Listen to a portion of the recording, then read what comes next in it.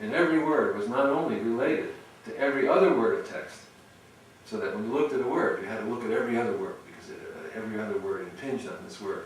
But every word was also related to the whole of the mundane and the supramundane realms.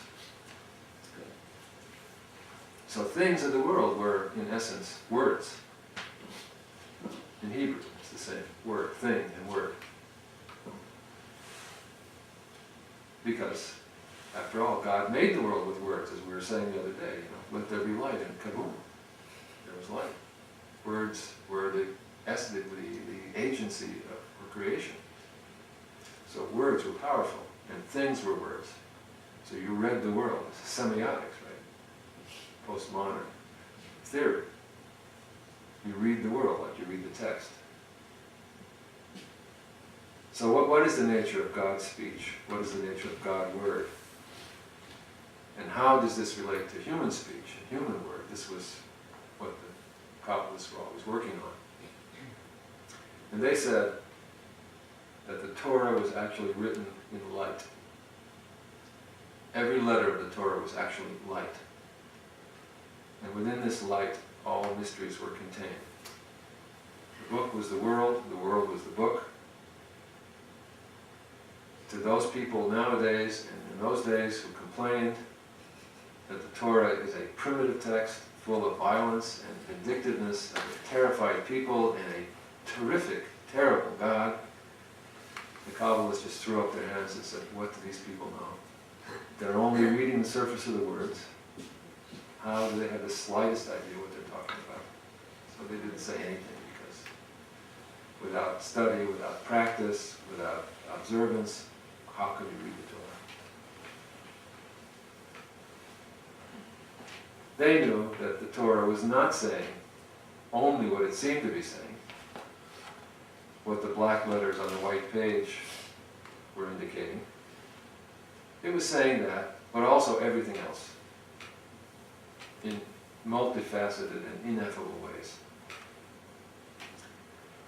The words were on fire. The page was burning. Behind every letter of the text were universes upon universes. So that's in, I think, the 12th century or 13th century in Spain. But long before that, in the Talmudic period, the rabbis already saw the profundity of the biblical text, which for them became the replacement for the temple that had been destroyed. The temple was a place where, the cult of powerful ritual actions had taken place. Now that was gone. And all the energy of that powerful ritual action got sucked up into the book. It was all there in the Torah. So I detect a certain kind of very tricky ambivalence on the part of the rabbis of that period, because they always say, oh my God, it's terrible the temple is destroyed, isn't that awful, we want the temple. But actually I think they really thought to themselves, this is better, this makes a lot more sense. And we can make use of this in a much more profound way. I mean, there's nowhere where they say that, I don't think. But there's a few like stories that sort of imply that. So in other words, all that energy went into the book. So that rabbis of the Talmud saw that the book could not possibly be what it seemed to be. The words could not merely be words. And they saw that every word was subject to infinite interpretation.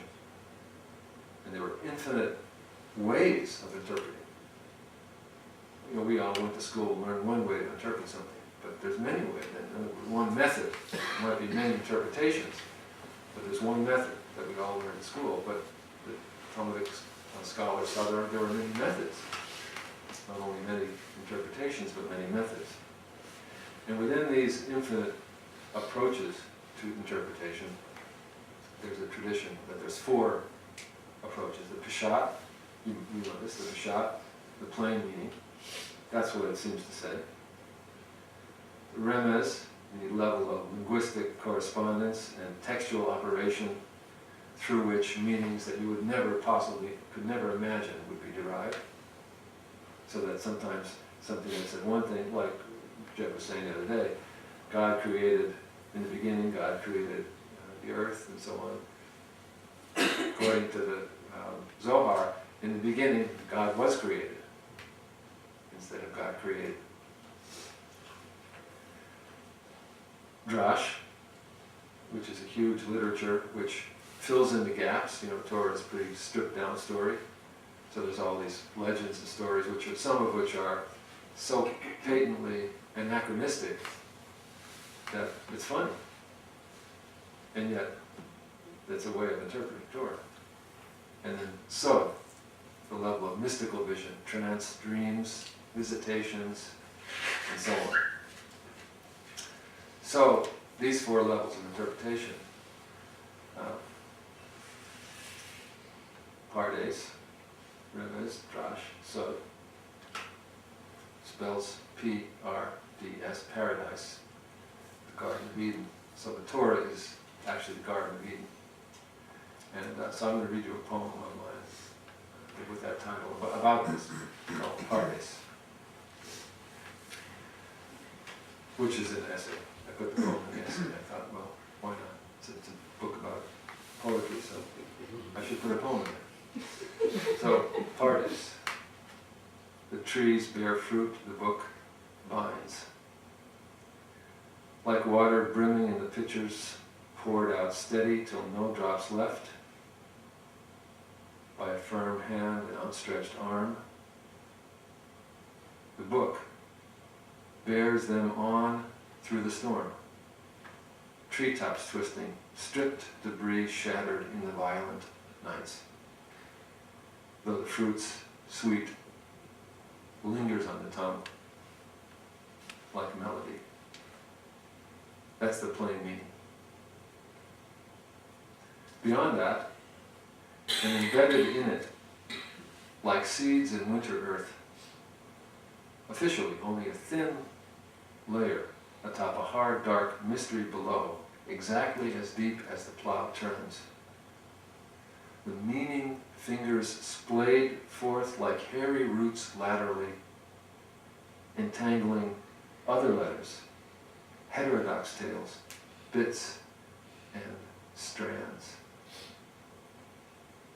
The 3rd level now, of lives, songs, opinions, certainties,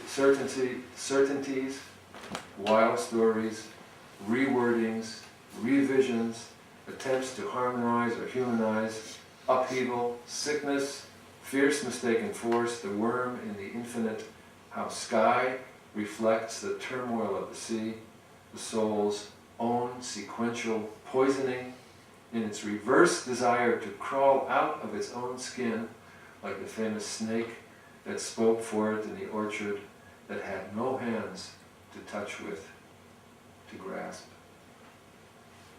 And then the inner turning, quiet as snow, falling on rock and twig, with a hush beyond speculation and thinking, a meaning pressed only into breathing, or illuminated by the speechless waters that suck underground into the capillary rootlets opening beneath the feet in the winding, uncharted journey of footsteps from one point of darkness to the next.